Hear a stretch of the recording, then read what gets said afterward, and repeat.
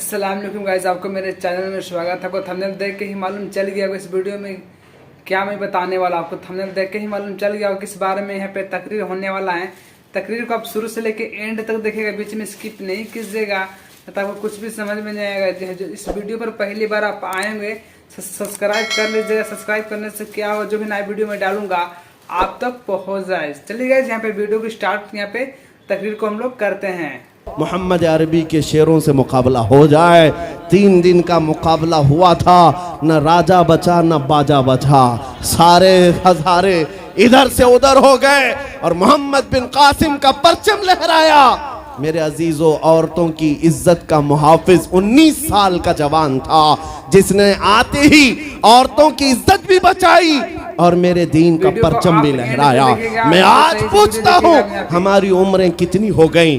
कई जवान 25 साल 30 साल क्रॉस कर चुके। आज बहुत सारी औरतों की इज्जतें जब लूटी जाती हैं, तुम तो मोबाइल में देख देख करके शेयर कर देते हो, वीडियो इधर से उधर फैला देते हो और उसके बाद समझते हो हम बहुत बड़ा काम कर रहे हैं। हर कोई यही कहता है सबको शेयर करो, सबको शेयर करो। काय के लिए शेयर करो?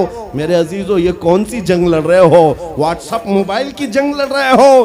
तुम्हारे अंदर अगर गैरत बाकी है तो मेरे अजीजों, किसी की इज्जत लुटते हुए देखकर तुम तमाशा नहीं कर सकते। ईमान बेदार करो, ईमान बेदार करो। ये आज हालात क्यों आए? इमाम गजाली की एक बात मैं सुनाता हूँ। बहुत सालों पहले उस इमाम ने कहा था, 1000 साल पहले तकरीबन, उस इमाम ने कहा था, जब इस उम्मत के सामने उनके रसूल की तौहीन हो रही हो और उम्मत खामोश बैठी रहे तो चंद दिन इंतजार करें, इनकी माँ और बहनों को बाजार में लाकर नीलाम किया जाएगा, इनकी माँ और बहनों की इज्जत लूटी जाएगी और ये कुछ ना कर सकेंगे, इनके बच्चों को मारा जाएगा और ये कुछ ना कर सकेंगे। मैं आज महसूस कर रहा हूँ हुजूर की गुस्ताखी पर और तौहीन पर खामोश रहने का नतीजा ये है कि अब हमारे घर भी सलामत नहीं रहेंगे। लोग आज चीख रहे हैं, मस्जिदें वीरान हो गई, मस्जिदें टूट रही हैं, खानकाहें टूट रही हैं, न जाने कितने मज़ारात बिल्डोजर से ख़त्म किए जा रहे हैं। ये तमाम बातें अपनी जगह पर। मैं आपसे पूछता हूँ, जाने ईमान रसूलुल्लाह की इज्जत बाकी नहीं रही तो फिर कुछ भी बाकी नहीं रहा। वो जो न हो तो कुछ न हो, वो जो न थे तो कुछ न था। जान है वो जहान की और जान है तो जहान है। आपसे मैं यही कहना चाहता हूँ, सीरियस हो जाओ, हसास हो जाओ। हंसी मजाक गलछड़े ये लतीफे लोगों के दरमियान अय्याशियां खत्म कर डालो।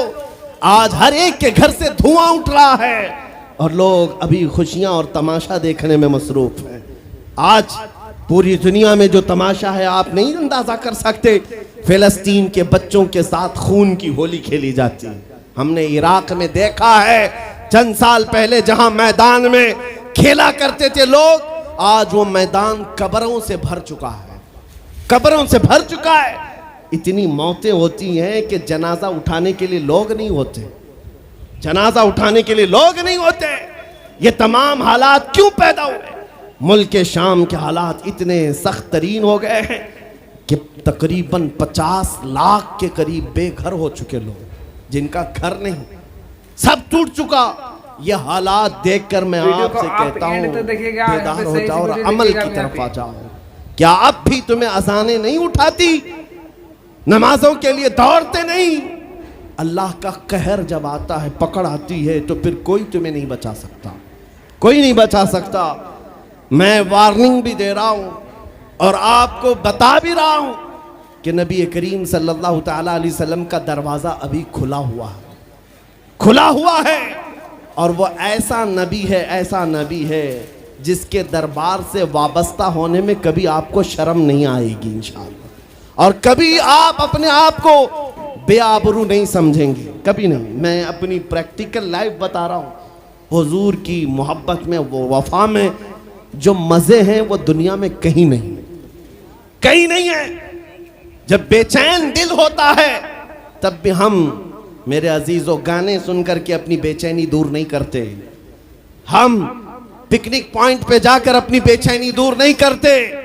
जब ज्यादा बेकरारी हो तो यही कहते, उनके निसार कोई कैसे ही रंज में हो, जब याद आ गए हैं सब गम भुला दिए। उनकी महक ने दिल के गुंचे खिला दिए हैं, जिस राह चल दिए हैं कूचे बसा दिए हैं।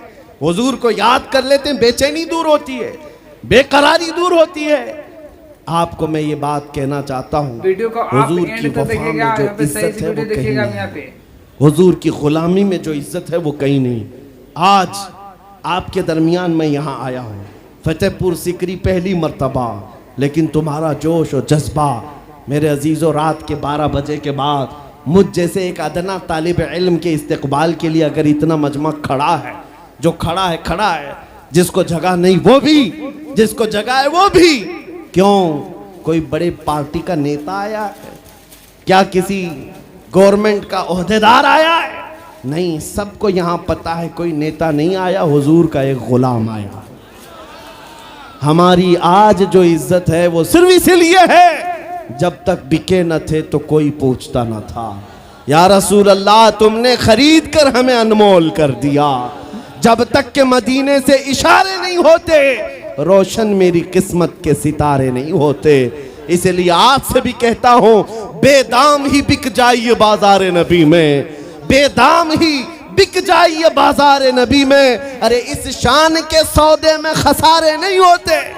नारे तकबीर, लब्बैक लब्बैक लब्बैक या रसूल अल्लाह, लब्बैक लब्बैक लब्बैक या रसूल अल्लाह। ताजदार खत्म नबूवत, वीडियो को आप एंड तक देखिएगा, यहाँ पे सही से वीडियो देखिएगा। ताजदार खत्म नबूवत। मैं अपनी गुफ्तगू को समेटते हुए बात अर्ज करता हूँ, तुम्हारी यकीन को बढ़ाने के लिए कहता हूँ, आज भी तुम्हें पता होना चाहिए, हमारे दर्द को कोई समझने वाला है तो आमिना का लाल है, वो मकीने गुंबद खजरा है, जो बेकसों का कस, जो बेसहारों का सहारा। उस रसूल पाक की आदत ही ये है, आता है फकीरों पे उन्हें प्यार कुछ ऐसा, खुद भीख दें और खुद कहें मंगते का भला हो। आपको मैं ये बात बार बार इसलिए कह रहा हूँ कि तुम ये मांगना छोड़ दो, लोगों के यहाँ हाथ फैलाना छोड़ दो, इनकी उनकी नौकरी चाकरी करना छोड़ दो। मेरे मुर्शिद ताजु शरिया फरमाया करते, बुल हवस सुन सीमो जर की बंदगी अच्छी नहीं, बुल हवस सुन सीमो जर की बंदगी अच्छी नहीं, उनके दर की भीख अच्छी, सरवरी अच्छी नहीं। दुनिया में कहीं इज्जत नहीं पाओगे जो मेरे नबी की गुलामी में पाओगे। इसलिए कि हमने हुजूर से वाबस्ता होने वालों को देखा है, वो बिलाल हबशी हबशा के रहने वाले थे, अगरचे रंग काला था, लेकिन जब मेरे आका की गुलामी में आए तो मेरे आका ने उन्हें काबे की छत पर चढ़ा दिया, और काबे की छत पर से अजान देकर बिलाल ने ये लोगों को बता दिया, ऐ लोगों मुझे देखो, रंग से इज्जत नहीं, मुस्तफा के कदमों से इज्जत है।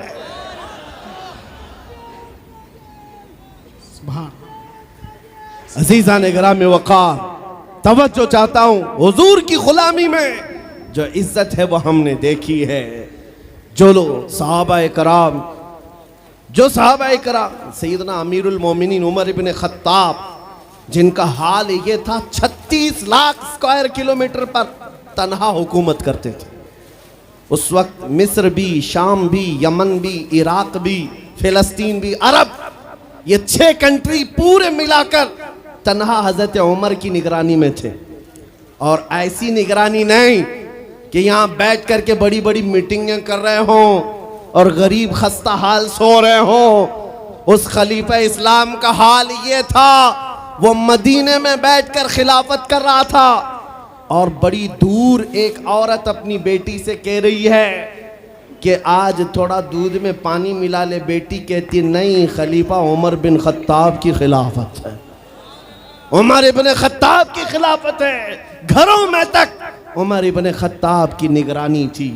ये कौन? उमर इब्न खत्ताब रज़ियल्लाहु ताला अन्हु, जिन्होंने लोगों का खून चूस करके हुकूमत की कुर्सी नहीं बिठाई। आप एंड तक देखिएगा, और दूसरी बात ये भी कि वो उमर सादा जिंदगी गुजारने वाले, उनकी सिक्योरिटी भी ऐसी नहीं थी कि रोल्स रॉयस लगी हुई हो, काली गाड़ियां आगे पीछे घूमती हों।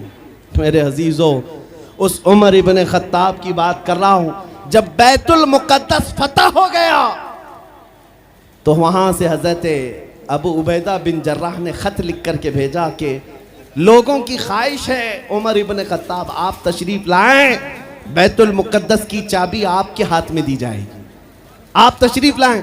तो उमर इब्न खत्ताब रज़ी अल्लाह ताला अन्हु मदीने से चल पड़े अपना एक ग़ुलाम लेकर के।